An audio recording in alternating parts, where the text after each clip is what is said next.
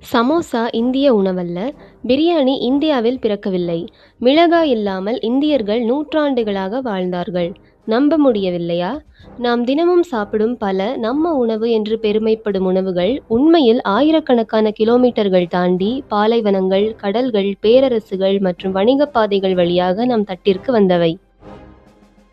வணக்கம் நண்பர்களே, welcome to உலகம் 360 வேர்ல்ட் ஃபேக்ட்ஸ். நாம் தினமும் சாப்பிடும் பல உணவுகள் நம் வாழ்க்கையின் ஒரு பகுதியாகவே மாறிவிட்டன. இவை அனைத்தும் நமது பாரம்பரிய உணவுகள் என்று நாம் பெருமையாக நினைக்கிறோம். ஆனால் ஒரு நிமிடம் நில்லுங்கள். நீங்கள் விரும்பி சாப்பிடும் இந்த உணவுகள் உண்மையில் எங்கிருந்து வந்தன என்று உங்களுக்கு தெரியுமா?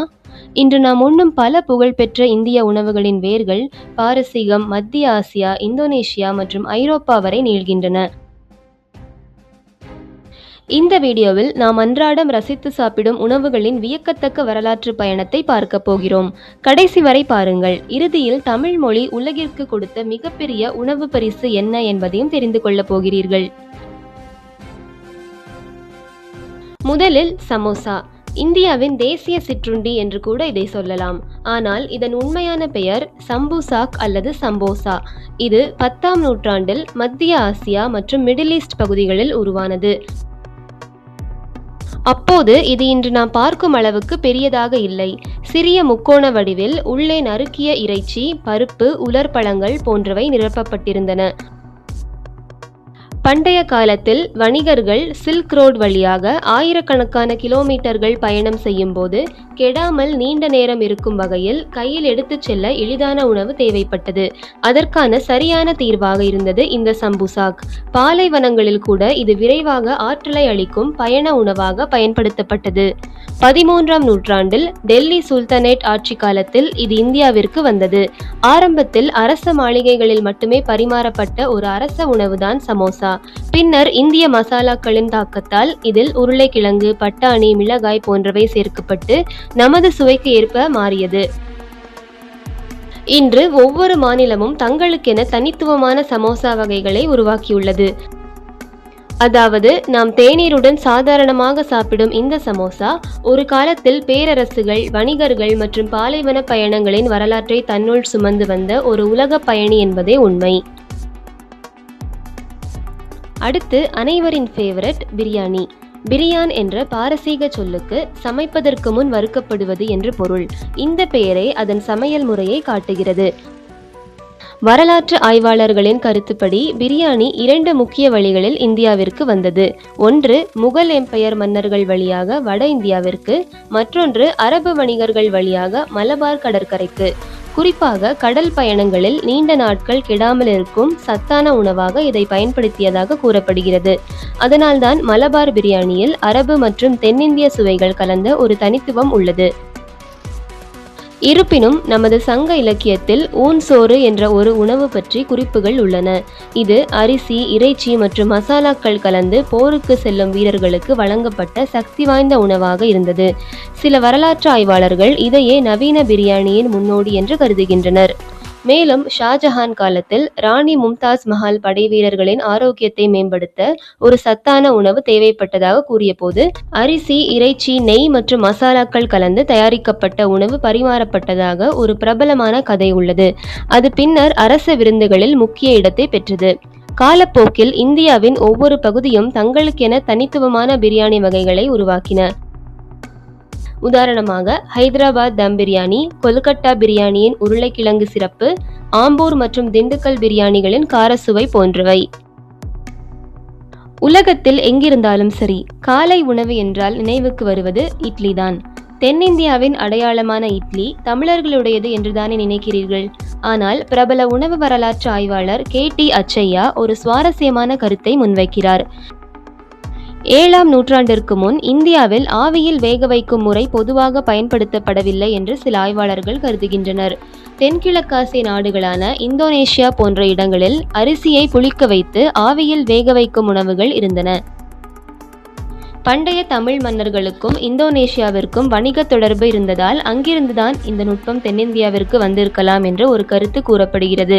ஆனால் இட்லி பற்றிய உறுதியான குறிப்புகள் முதலில் 9 முதல் 10ஆம் நூற்றாண்டில் கன்னட இலக்கியங்களில் காணப்படுகின்றன.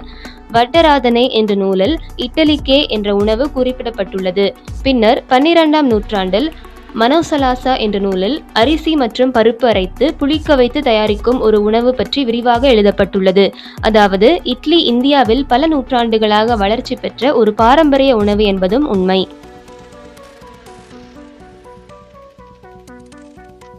மேலும் ஆரம்பகால இட்லி இன்று நாம் சாப்பிடும் அளவுக்கு மென்மையானதாக இல்லை. புளிப்பு முறை, உளுந்து சேர்ப்பு, அரைப்பதற்கான கல்லுருள் தொழில்நுட்பம் போன்றவை வந்த பிறகு மென்மையான இட்லி உருவானது.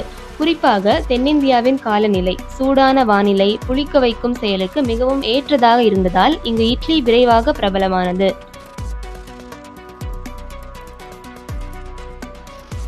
இன்று உலகம் முழுவதும் ஆரோக்கியமான காலை உணவாக பாராட்டப்படும் இட்லி வெறும் ஒரு உணவு அல்ல.